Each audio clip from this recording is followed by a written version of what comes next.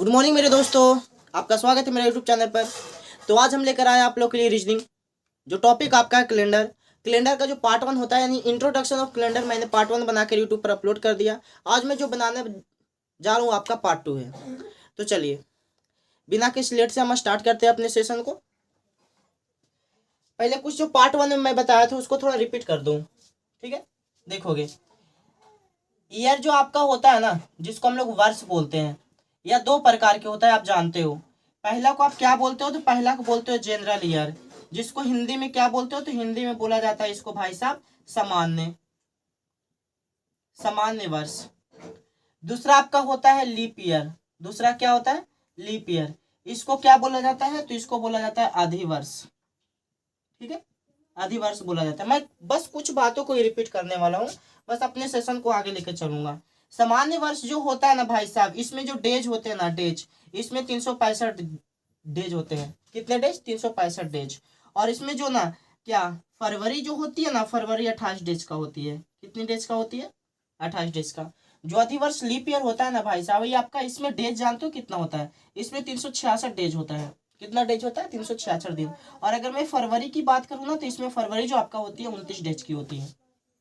इतना तो मैंने कल बताया था, अगले वीडियो में अपलोड कर चुका हूँ पार्ट 1 में। आज मैं पार्ट 2 बता रहा हूँ, तो मुझे उम्मीद है कि आप इसको नोट नहीं करोगे। चलो अब ध्यान से देखोगे, मैं बात बताया अभी आपको क्या। तो मैंने आपको अभी यही बताया कि जो जनरल ईयर होता है ना, जनरल ईयर और लीप ईयर, जो जनरल ईयर एक्चुअली में जो आप 365 दिन बोल रहे हो ना, 365 दिन, ये 365 दिन का ना होकर 365 दिन 5 घंटा 48 मिनट 48 सेकेंड का 48 सेकेंड का होता है। 365 दिन ना होकर 365 दिन 5 घंटा 48 मिनट 48 सेकेंड का होता है। और यही 5 घंटा 48 मिनट 48 सेकंड 4 साल के बाद ना एक दिन का निर्माण कर लेता है। और वही एक दिन जाकर लीप ईयर में जुड़ने के बाद 366 दिन का हो जाता है लीप ईयर। समझ में आया आपको मैंने क्या बोला? 365 दिन जो जनरल ईयर होता है, जिसको हम लोग सामान्य वर्ष बोलते हैं, सामान्य वर्ष 365 दिन का ना होकर 5 घंटा 48 मिनट 48 सेकेंड का होता है। और यही 5 घंटा 48 मिनट 48 सेकेंड मिलकर 4 साल के बाद एक दिन का निर्माण कर लेता है। और वही दिन जाकर लीप ईयर में जुड़ने के बाद वह 366 दिन का हो जाता है।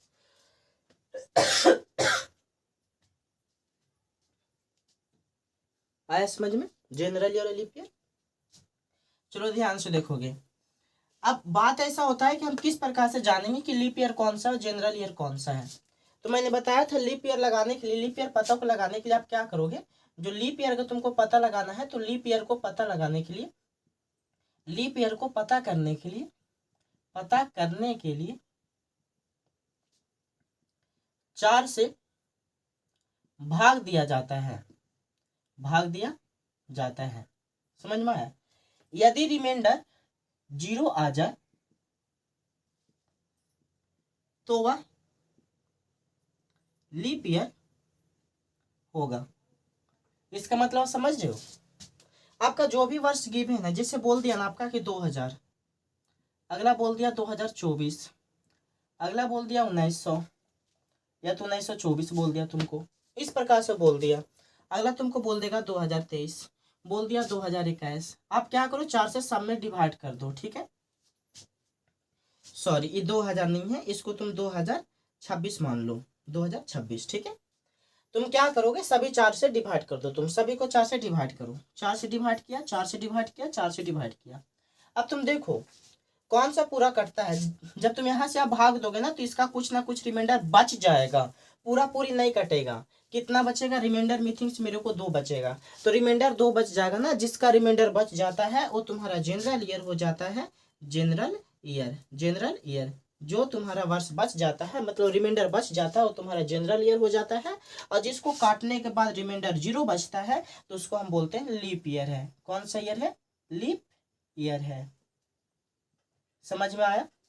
मतलब जो ना जिसका रिमाइंडर बच जाए, 4 से भागा देने के बाद रिमाइंडर बच जाए वो आपका जनरल ईयर होता है, जिसमें रिमाइंडर ना बचे वो आपका लीप ईयर होता है। जब तुम यहाँ से यहाँ भागा दोगे ना, तो भागा देने के बाद मेरे को ऐसा लगता है कि कुछ ना कुछ रिमाइंडर बच जाएगा, तो रिमाइंडर बच जाएगा, तो बचने के बाद हम इसको बोलेंगे क्या कि भाई साहब ये तुम्हारा जनरल ईयर है। जब तुम भागा दोगे ना यहाँ पर, तो तुम्हारा कुछ ना कुछ रिमाइंडर बच जाएगा। जैसे तुम्हारा रिमाइंडर 3 बच जाएगा, तो मैं बोलूंगा ना कि ये रिमाइंडर बच गया, तो इसको हम जनरल ईयर बोलेंगे। यहाँ से यहाँ भागा देंगे ना, तो रिमाइंडर पता है तुमको, रिमाइंडर 1 बच जाएगा। और जिसमें 1 मतलब रिमाइंडर कुछ भी बचे, रिमाइंडर बचने के बाद हम बोलेंगे यह जनरल ईयर है। और जिसमें रिमाइंडर ना बचता उसको हम क्या बोलेंगे, लीप ईयर है। जिसमें रिमाइंडर बच जाए उसको हम क्या बोलेंगे, जिसमें रिमाइंडर बच जाए उसको हम जनरल ईयर बोलेंगे, जिसमें रिमाइंडर ना बचे उसको हम लोग लीप ईयर बोलेंगे। आया समझ में? चलो आ गया, ये बात समझ गया आपको। अगला बात मैंने बताया था शताब्दी वर्ष बताया था। शताब्दी वर्ष मैंने क्या बताया था, शताब्दी वर्ष बोलने का मतलब होता है कि जो ईयर 100 साल के बाद आता है। जैसे आप 1600 बोलोगे तो 1600 में 100 आप जोड़ोगे, 100 साल बाद कौन सा ईयर आने वाला, तो 1700 आने वाला है। 1800 मतलब 1800 ईस्वी अभी चल रहा है, तो 1900 ईस्वी मतलब 1800 1900 ईस्वी के बीच में 100 गैप है। तो जो ईयर 100 साल के बाद आता है उसको हम शताब्दी ईयर कहते हैं। और शताब्दी ईयर के लास्ट में कम से कम 2 जीरो होना का अनिवार्य है। जैसे तुम बात देखोगे, शताब्दी ईयर मैं लिखता हूँ, तुम्हारा 1900 शताब्दी ईयर हो गया, अगला तुम्हारा 1800 शताब्दी ईयर हो गया, अगला तुम्हारा 2000 शताब्दी ईयर हो गया, अगला तुम्हारा क्या हो गया 2200 शताब्दी ईयर हो गया। बात समझ में आया? शताब्दी ईयर, शताब्दी ईयर जो होता है वो हमेशा 100 साल के बाद आता है। और शताब्दी ईयर के अंत में कम से कम 2 जीरो का होना अनिवार्य है। 3 जीरो 4 जीरो हो जाए तो और बड़ी की बात है और अच्छी की बात है, लेकिन कम से कम 2 जीरो होना का अनिवार्य है। 2 जीरो हो जाएगा तो हम बोलेंगे शताब्दी ईयर है। आया समझ में? आया समझ में? तो शताब्दी ईयर, शताब्दी ईयर हमेशा 100 साल के बाद आता है, इसके पीछे कम से कम 2 जीरो होना अनिवार्य है। और शताब्दी ईयर को लीप ईयर पता लगाने के लिए 4 से भागा ना दिया जाता है, हमेशा 400 से भागा दिया जाता है। कितना से भागा दिया जाता है? 400 से। मेरा बात अब समझना, मेरा बात समझना। शताब्दी वर्ष लीप ईयर है या नहीं है उसे पता लगाने के लिए 4 से भागा ना देकर 400 से भागा दिया जाता है। जैसे तुम 2 से 2 जीरो काट दोगे, 19 में 4 से भागा दोगे, रिमाइंडर तुम्हारा 3 बच जाएगा। रिमाइंडर बच गया, तुम इसको क्या बोलोगे, भाई साहब ये जनरल ईयर है। तुम 00 से 00 काट दोगे, यहाँ से भागा दोगे, रिमाइंडर तुम्हारा 2 बचेगा, तो इसको हम बोलेंगे जनरल ईयर है। देखोगे जो 2 जीरो से 2 जीरो काट दोगे, तुम यहाँ से काटोगे, रिमाइंडर तुम्हारा कुछ नहीं बचेगा, इसको बोलोगे तुम लीप ईयर है। 2 जीरो से 2 जीरो काट दोगे, जब तुम भागा दोगे तो रिमाइंडर तुम्हारा 2 बच जाएगा, इसको तुम क्या बोलोगे, जनरल ईयर है। शताब्दी वर्ष को आप जनरल ईयर और लीप ईयर बता सकते हो ना। शताब्दी वर्ष को जनरल ईयर और लीप ईयर पता लगाने के लिए 4 से भागा ना देकर 400 से भागा दिया जाता है। आगे समझ में? चलो आगे समझ में। अब थोड़ा सा मैं आगे बढ़ता हूँ। मैं बताया था ऑड डेज। ऑड डेज होता क्या है, जैसे तुमको बोल देना कि 45 डेज का ऑड डेज निकाले, 45 डेज का ऑड डेज निकाले। तो देखो 45 डेज ऑड डेज होता क्या है, तुम बात समझोगे। 45 को तुम डिवाइड करो 2 भाग में, और 2 भाग में तुमको इस प्रकार डिवाइड करना कि एक सप्ताह के फॉर्म में तोड़ना है, एक वीक के फॉर्म में तोड़ देना है, एक डे के फॉर्म में तोड़ देना है। जब तुम इसको सप्ताह के फॉर्म में तोड़ोगे तो मेरे को ऐसा लगता है कि 7 × 5 = 35 होता है, 7 × 6 = 42 होता है, यानी 6 सप्ताह हो जाएगा और 3 दिन हो जाएगा। 6 सप्ताह और 3 दिन, और जो 3 दिन तुम्हारा बचा ना, यही तुम्हारा ओड डेज हो गया। ये क्या हो गया? ओड डेज हो गया। समझ में आया? 6 सप्ताह इसको तुम छोड़ो, हमको ऑड डेज पता लगाना है। ऑड डेज होता है क्या, तो सप्ताह को तुम निकाल दो, सप्ताह को निकालने के बाद जो तुम्हारा डेज बचता है ना, हम उसी को ऑड डेज बोलते हैं। सप्ताह को तुम निकाल दो, निकालने के बाद जो तुम्हारा डेज बचता है ना, हम उसी को क्या बोलते हैं, ऑड डेज बोलते हैं। तो 45 में से 6 सप्ताह को मैंने निकाल लिया, 42 दिन को निकाल लिया, निकालने के बाद 3 दिन बचा, यही तुम्हारा 3 दिन क्या हो गया, ऑड डेज हो गया। तो हम इस प्रकार से क्या बनाने वाले हैं सर, तो हम इस प्रकार से नहीं बनाने वाले हैं सर। हम किस प्रकार से बनाने वाले हैं, तो हम 45 में क्या करेंगे, 7 से भागा देंगे। 45 में भागा देने के बाद जो तुम्हारा रिमाइंडर बचेगा वही तुम्हारा ऑड डेज होगा। रिमाइंडर कितना बचा, 3 बचा, 7 से भागा दोगे, रिमाइंडर 3 बचेगा। रिमाइंडर का मतलब शेषफल होता है, शेषफल तुम्हारा 3 बचा, तो तुम्हारा ऑड डेज कितना हो जाएगा भाई साहब, तो ऑड डेज तुम्हारा हो गया 3 दिन। आंसर हो गया। आपको समझ में आया ऑड डेज क्या होता है? आया समझ में? चलो समझ में आया। चलो ऑड डेज को मैं एक बार फिर से समझाता हूँ। अभी आपको 45 था ना, अभी मैं 49 ले रहा हूँ, ठीक है। 49 आप क्या करो, 49 को 2 भाग में डिवाइड करो। 2 भाग में डिवाइड करोगे, एक वीक में डिवाइड करो, सप्ताह में डिवाइड करो, तो 7 सप्ताह हो जाएगा, 7 × 7 = 49, और 0 दिन हो जाएगा, 0 दिन। तो 0 दिन आपका जो बचा नहीं ऑड डेज है, ऑड डेज की संख्या कितनी होगी, तो 0 दिन। कितना दिन हो गया, 0 दिन। मतलब ऑड डेज होता है क्या सर, तो सप्ताह को छोड़कर दो जो दिन बचता है ना वही तुम्हारा ऑड डेज कहलाता है। तो इसमें 49 में तुम 7 से भागा दोगे ना भाई साहब, तो तुम्हारा जानते हो रिमाइंडर कितना बचेगा, रिमाइंडर तुम्हारा 0 बचेगा। और रिमाइंडर 0 बचेगा, तुम बोलोगे कि ऑड डेज जो है, ऑड डेज कितना हो गया, तो 0 दिन हो गया। कितना दिन हो गया, 0 दिन। इस प्रकार से ऑड डेज तुम्हारा निकाला जाता है। तो मैंने कल बताया था तुमको ऑड डेज के बारे में, मैंने बहुत अच्छा समझा दिया था कि डेज का नंबर ऑफ ऑड डेज कैसे निकालेंगे। ये तुम्हारा डेज दिया हुआ है, तो डेज का नंबर ऑफ ऑड डेज कैसे निकालेंगे, तो पहले हम 7 से भागा देंगे। 7 से भागा देने के बाद जो रिमाइंडर बचेगा वही तुम्हारा ऑड डेज होगा। समझ में आया, यानी डे का ऑड डेज हम निकालना सीख गए हैं। एक और एग्जांपल आप देख लो, जैसे मैं बात बता दूं तुमको, बोल दिया क्या कि चलो बताओ कि 36 का ऑड डेज निकालो, 36 दिन का ऑड डेज निकालो, 36 दिन का ऑड डेज निकाले, तो तुम क्या करोगे, 36 में 7 से भागा दोगे, रिमाइंडर 1 बच जाएगा। रिमाइंडर 1 बचा ना भाई साहब, ऑड डेज की संख्या जो हुई तुम्हारी 1 दिन हुई। कितना दिन हुई, 1 दिन। समझ में आया, यही तुम्हारा ऑड डेज होता है। यानी जो दिन दिया रहेगा तो दिन का तुम ऑड डेज निकाल लोगे ना, निकाल लोगे। चलो, तो डे का ऑड डेज खत्म किया था मैंने पिछले क्लास में ही, पिछला क्लास का पूरा मैंने रिवीजन कर दिया इस क्लास में। एंड अगला आगे मैं बढ़ता हूँ, अब मैं ऑड डेज निकालने वाला हूँ मंथ का, यानी नंबर ऑफ, मतलब नंबर ऑफ मंथ का odd days, number of month का odd days, number of month का ऑड डेज निकालने वाले हैं। मतलब मंथ का ऑड डेज किस प्रकार निकालता है, जिस प्रकार से तुमको बोल दे क्या कि 5 अगस्त से लेकर 25 अगस्त के बीच ऑड डेज कितना होगा, 12 जनवरी से लेकर 26 जनवरी के बीच ऑड डेज कितना होगा, 12 जनवरी से लेकर 25 अगस्त तक ऑड डेज कितने होंगे, इस प्रकार से बोलेंगे। तो तुम ऑड डेज को क्या ना, तो ऑड डेज में तो समझ लो ना, सप्ताह को बाहर निकाल दो और जो दिन आपका बचेगा वही आपका ऑड डेज होगा। समझ में आया। तो नंबर ऑफ मंथ का ऑड डेज किस प्रकार निकालेंगे, तो आपको तो एक बात पता है, पहला मंथ जनवरी होता है, उसके बाद फरवरी होता है, उसके बाद मार्च होता है, उसके बाद अप्रैल होता है, उसके बाद मई होता है, उसके बाद जून होता है, उसके बाद जुलाई होता है, उसके बाद अगस्त होता है, उसके बाद सितंबर होता है, उसके बाद अक्टूबर होता है, उसके बाद नवंबर होता है, उसके बाद दिसंबर होता है। आपको इतना पता है। और आपको एक बात और पता होना चाहिए, जो जनवरी होता है आपका 30 दिन का होता है, सॉरी 31 दिन का होता है। कितना दिन का, 31 दिन का। फरवरी 28 दिन का या तो 29 दिन का होता है। 28 दिन कब होता है आप बताओगे, तो 28 दिन जानते हो कब दिन होता है, 28 दिन कब होता है, जनरल ईयर में। और 29 दिन कब होता है, लीप ईयर में।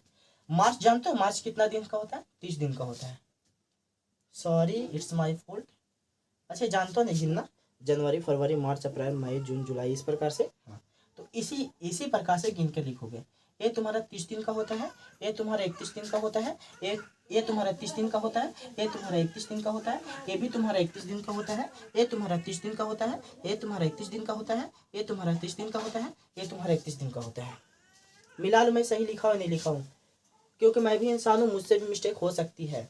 ठीक है, अब इसको हम कोड डेज निकालना है, तो मैं 7 से भागा दूंगा इसमें।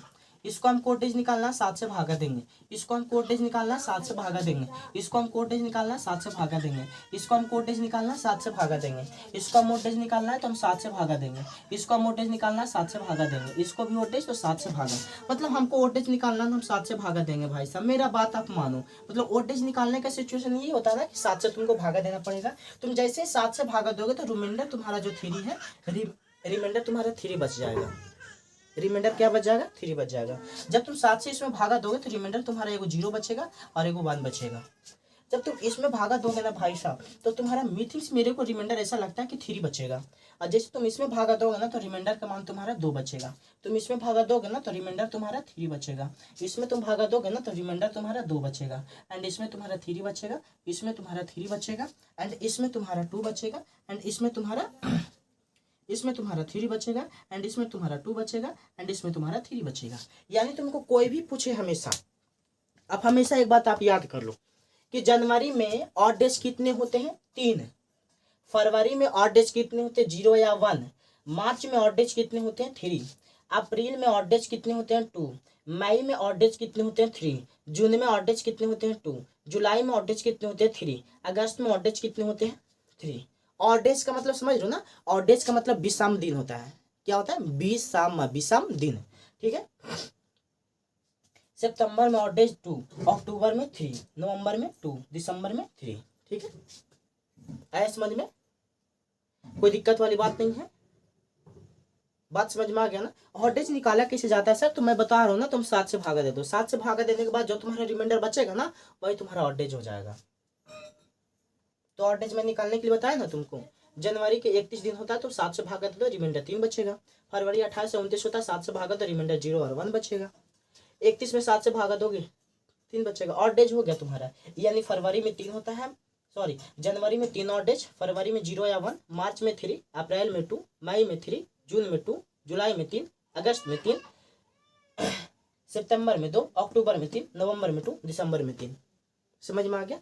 हाँ, आपको एक बात को बस जानकारी इतनी सी रखनी है कि जिसमें 31 दिन होता है ना, जिस मंथ में 31 दिन होता है उसमें जो ऑड डेज होते हैं उसकी संख्या 3 होती है, और जिसमें जो डे होता है 30 डे होता है उसमें ऑड डेज की संख्या 2 आती है।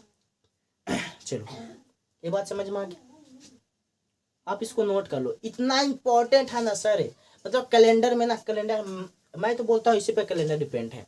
अगर ये आपको मालूम है ना, फिर मजा आने वाला है, आपको बहुत मजा आएगा, ठीक है। इरेज करूं? नोट करने का तरीका आपको मालूम है ना, वीडियो को पोस्ट करना है, वीडियो को पोस्ट करने के बाद नोट करना। मैं इसे इरेज कर रहा हूँ, ठीक है।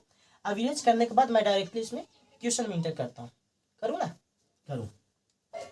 चलो, हम मंथ का ऑड डेज निकाल रहे हैं ना। आज मंथ का ऑड डेज मैं खत्म कर दूंगा, ठीक है। ईयर का ऑड डेज अगले पार्ट में, ईयर में ऑड डेज किस प्रकार निकाला जाता है, ठीक है। कुछ कुछ बात ईयर वाली मैं बात कर दूंगा, अगर ज्यादा वीडियो लॉन्ग ना हो तो। जैसे अभी 17 मिनट का वीडियो हो चुका है।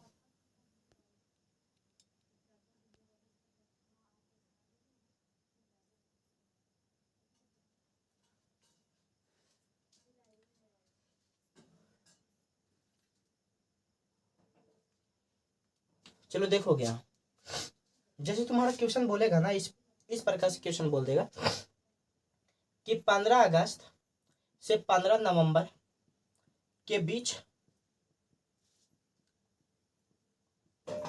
ऑड डेज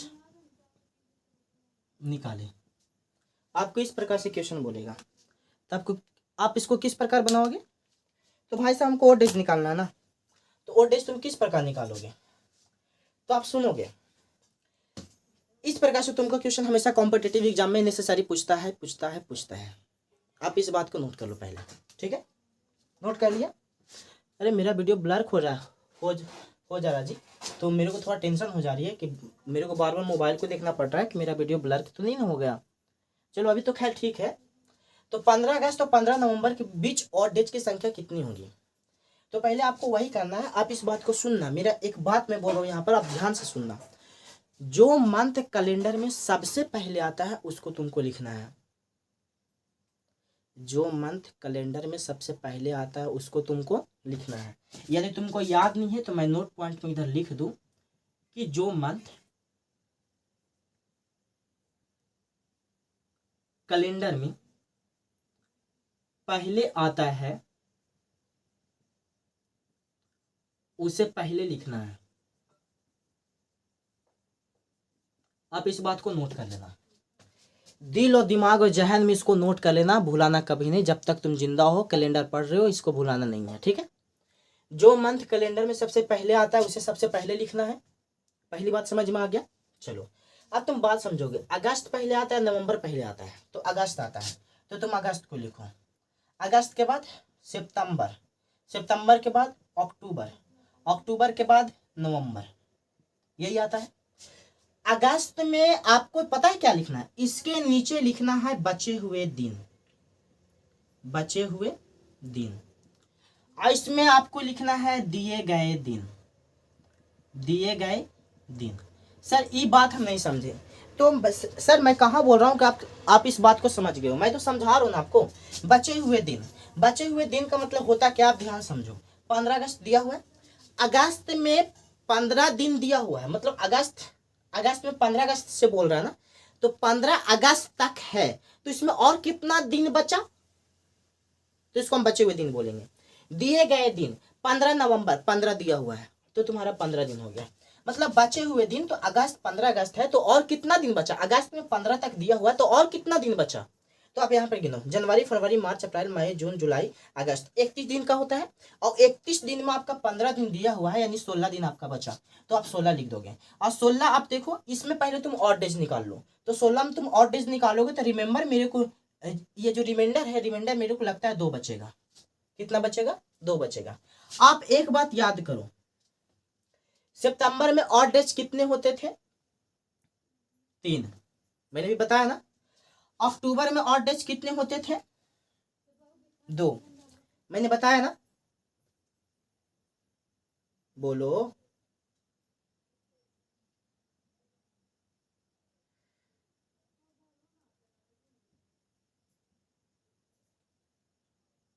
सही लिखा ना, सही तो लिखा हुआ है, फिर तुम लोग क्यों बोल देते हो यार कि सही नहीं लिखा हुआ है। अच्छा मैं देख लेता हूँ, एक मिनट रुको। जनवरी फरवरी मार्च अप्रैल मई जून जुलाई अगस्त, अगस्त 31 दिन का, 31 में 15 दिया हुआ है, तो 16 दिन बचा, 16 में 7 से भाग के किया, रिमाइंडर 2 आ गया। सितंबर, जनवरी फरवरी मार्च अप्रैल मई जून जुलाई अगस्त सितंबर, 30 दिन का होता है, 30 में 2 से भागा दूंगा, सॉरी 2 आएगा, एंड 3 आएगा। मतलब इसमें ऑड डेज कितने होते हैं, 2 होते हैं, और इसमें ऑड डेज कितने होते हैं, 3 होते हैं। बचे गए दिन, सॉरी दिए गए दिन 15 है, 15 लिख दो, 7 से भागा दो, 7 से तुम भागा दोगे ना, तो 7 से भागा देने के बाद मेरे को ऐसा लगता है कि इसका रिमाइंडर 1 बचेगा। रिमाइंडर कितना बचेगा, 1 बचेगा। आपको समझ में नहीं आया, नहीं आया, फिर से मेरे को बात फिर से सुनना। जो मंथ कैलेंडर में पहले आता है, पहले तुमको उसी को लिखना है, जो मंथ कैलेंडर में पहले आता है तुमको पहले उसी को लिखना है। तो इसमें कैलेंडर में सबसे पहला मंथ कौन सा आता है, मतलब इसमें से पहले कौन सा आता है, तो पहले अगस्त आता है, तो मैंने अगस्त को लिखा, सितंबर आता है, मैंने सितंबर को लिखा, अक्टूबर नवंबर, ठीक है। अब इसमें बचे हुए तुमको दिन लिखना है, 15 अगस्त तक तो दिया हुआ, लेकिन दिन बचा कितना, तो अगस्त तुम्हारा होता है 31 दिन का, और 31 दिन में तुम्हारा 15 अगस्त तक दिया हुआ है, तो दिन कितना बचा, तो 16 दिन बचा, तो 16 मैंने 7 से भागा देकर रिमाइंडर 2 मैंने लेकर आ गया, जो आपका ऑड डेज है। मतलब इसमें आपका ऑड डेज कितना हो गया, 2 हो गया, यहाँ पर ऑड डेज कितना हो गया, 2 हो गए, यहाँ 3 हो गया, और यहाँ 1 हो गया। अब सभी ऑड डेज को आपको जोड़ देना है, इसका ऑड डेज कितना हो गया, 2, आपको सभी ऑड डेज को वापस से जोड़ देना है, 2 है 2, 2 है 2, 3 है 3, एंड 1 है 1। 1 को जोड़ने के बाद आप जोड़ कर देखो, 8 आने वाला है, कितना आया, 8। अब आपको पता है ये ऑड डेज 8 नहीं होगा, क्योंकि 8 में भी 1 सप्ताह बन जाता है, तो 8 में तुम फिर से 7 से भागा दोगे, रिमाइंडर 1 बचेगा, तुम्हारा ऑड डेज की जो संख्या आया, ऑड डेज तुम्हारा 1 दिन है, ऑड डेज तुम्हारा 1 दिन है। मेरा बात समझ में आया आपको, आया ना समझ में, ऑड डेज 1 दिन है। मेरी बात फिर से सुनना, चलो आप इसको पहले नोट कर लो, ठीक है। नोट करने के बाद मैं अगला क्वेश्चन मैं बता रहा हूँ, उसमें और अच्छा से मैं बताऊंगा, ठीक है। पहले तुम इसको नोट करो, नोट कर लिया, ठीक है, मैं इसे इरेज करता हूँ, ठीक है। चलिए